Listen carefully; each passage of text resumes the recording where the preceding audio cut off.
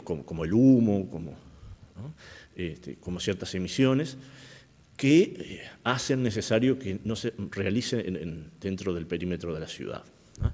Y en ese sentido, precisamente para mejorar esas condiciones, para mejorar el impacto de la producción ladrillera en términos ambientales, es que este proyecto prevé su traslado para la zona suburbana de la ciudad, digo, para fuera de la trama urbana, en 1 o 2 terrenos. Digo, eso va a depender de las condiciones en las que se genere la oferta para un llamado que ya se está haciendo. Fernando, ¿ese traslado se hace de una manera coercitiva?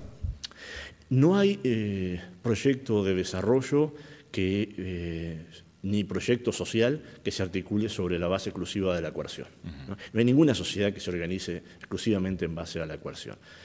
Acá hay una norma, pero para aplicar la norma se precisa confianza, ¿no? Se precisa que los actores se relacionen, que el gobierno departamental se vincule con los ladrilleros, que ya tiene de muchos años esta parte.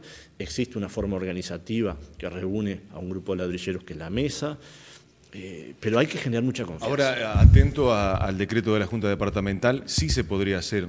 Sí se podría tomar una medida coercitiva de alguna forma, si es que está legislada la prohibición de producir en el circuito urbano de la ciudad.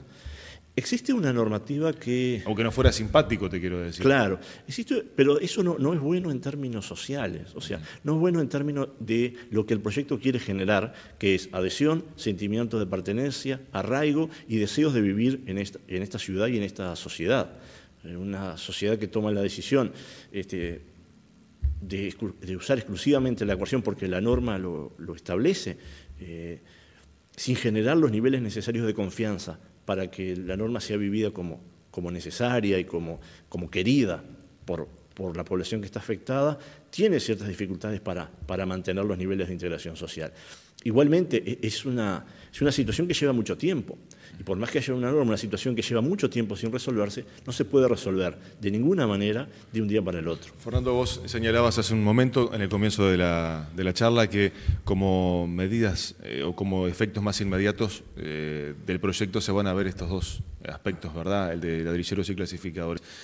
La Intendencia de Salto, a través del proyecto Un Salto para Todos, ¿cuál es el papel que asume de tutoría, de tender puentes, de tomar para sí la responsabilidad de la organización y la conducción de ladrilleros y clasificadores? ¿Cómo se puede calificar la decisión política materializada en el proyecto?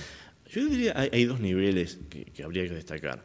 Hay efectivamente como gobierno del territorio, que es una intendencia, sobre todo en nuestros países que los gobiernos departamentales son más que municipios en el sentido estricto, son gobiernos departamentales, tienen una cierta dimensión hasta territorial de carácter provincial, pero digo, más allá del nivel de gobierno de que estemos hablando, la dimensión que cada vez toman más los gobiernos locales es de liderar procesos de desarrollo, o sea, de asumiendo los roles tradicionales que tiene que asumir, que tienen que ver con la provisión de servicios urbanos, de equipamiento urbano, recolección de la basura, iluminación, calles, ¿no? Barrido, que todos ya sabemos. Los gobiernos han ido asumiendo una serie de roles que tienen que ver con asumir roles de liderazgo, ¿no?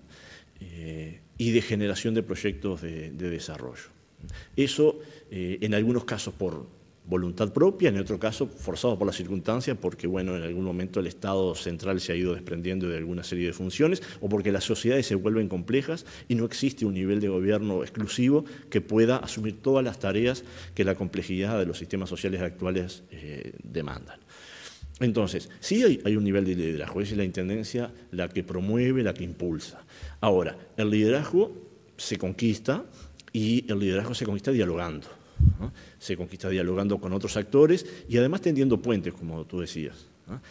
Construyendo diálogo con otros y generando capacidades, ¿no? Yo creo que un liderazgo de nuevo tipo demanda de que el actor que lidere ese proceso o que se propone liderar tiene que generar en sus interlocutores capacidades instaladas, no generar la necesidad de su tutela, para nada, sino se vuelve impulsor del desarrollo si genera capacidades de modo tal de que los otros actores no dependan de su tutela para existir. En ese sentido, digo, ahí van las líneas de trabajo que yo te decía recientemente, que van más allá de los impactos inmediatos y concretos. Si mañana los terrenos sobre los márgenes de los arroyos de Salto, donde hay algunas partes de la producción ladrillera, son conquistadas, digamos, o recuperadas para el disfrute colectivo a través de parquización, como va a contener el proyecto, digo, en lugares donde hoy se ubican hornos y que son terrenos públicos, y la sociedad no asume como propio eso, y eso se vuelve en un basural en el corto o mediano plazo, vale la pena preguntarse si valió el esfuerzo, ¿no? Valió el esfuerzo de hacer toda una movilización social, de traslado de un sector económico hacia otra parte de la ciudad, si después eso que debería ser de disfrute colectivo termina siendo desaprovechado. Creo que ahí reforzar la capacidad de los actores sociales para gestionar proyectos es una dimensión fundamental, porque eso genera, tal vez no en el corto plazo, pero sí en el mediano plazo, confianza en los actores sociales y, a su vez, refuerza sus capacidades para generar proyectos y no solo demandar. Y ahí el proyecto trabaja en ese sentido con las organizaciones sociales, ¿ah? Está trabajando, con las que la Intendencia ya viene realizando una tarea muy importante a través de toda la área de desarrollo humano, desarrollo social, presupuesto participativo, etc. El proyecto le propone a las organizaciones sociales, bueno, ustedes, de alguna manera, junto a los agentes económicos, son buena parte responsables y artífices de la sustentabilidad de esos impactos en el mediano y en el corto plazo de los que hablaba recién. Ahora, es cierto, si invocamos a la participación, si capacitamos a las organizaciones, a su vez tenemos que encontrar con ellas formas de darle sustentabilidad a la participación. Si yo me capacito, me fortalezco, tengo nuevos conocimientos, pero después me cuesta aplicarlos, la sustentabilidad precisamente de la participación puede generar efectos boomerang. Dice, bueno, ¿para qué voy a hacer si al final no logro concretarlo en proyectos concretos?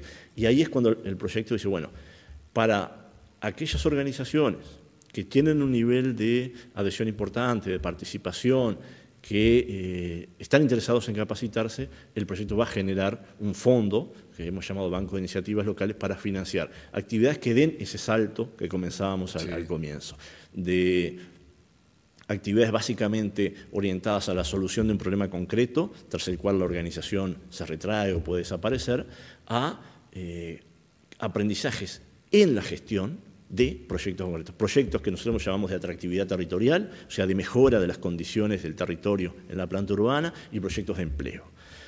Buena parte del presupuesto del proyecto se destina a esos fondos orientados a darle concreción también en el corto plazo a todo el fortalecimiento del tejido social. Fernando, nos quedamos sin tiempo, el panorama ha sido bien interesante, aunque seguramente siempre queda alguna cosita por decir, pero seguramente nos encontramos por acá. Seguramente nos encontramos pronto, muchas gracias por la invitación. Gracias. Hemos dialogado con el licenciado Fernando Pintos, el coordinador del proyecto Un Salto para Todos. Muy amables por la compañía, nos encontramos en una semana, muy amables.